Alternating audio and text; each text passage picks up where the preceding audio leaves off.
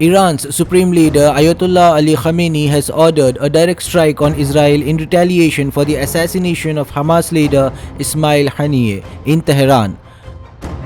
Three Iranian officials, including two members of the Revolutionary Guards, the Khamenei issued the order during an emergency meeting of Iran's Supreme National Security Council on Wednesday morning, shortly after the announcement of Haniyeh's death. Iran and Hamas have accused Israel of carrying out the assassination, although Israel, which is currently at war with Hamas in the Gaza Strip, has neither confirmed nor denied involvement. Haniyeh was in Tehran for the inauguration of Iran's new president.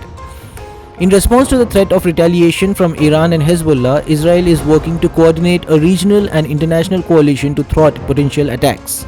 This comes in the wake of a similar situation on April 13 and 14 when Iran launched hundreds of drones and missiles at Israel. US Defense Secretary Lloyd Austin has publicly stated that the US will help defend Israel if it is attacked following Haniyeh's killing. Consequently, several US and international airlines including United, Delta, Lufthansa and Swiss have suspended flights to and from Israel. The Israeli military is on high alert, with Prime Minister Benjamin Netanyahu holding a meeting to assess the Israel Defense Forces Home Front Command preparations. Despite the heightened alert, there have been no changes to civilian guidelines, although citizens are advised to remain vigilant.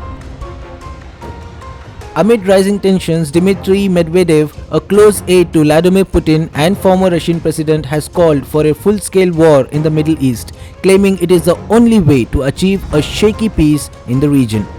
Medvedev's remarks came after the assassination of Ismail Haniyeh in Tehran on July 31.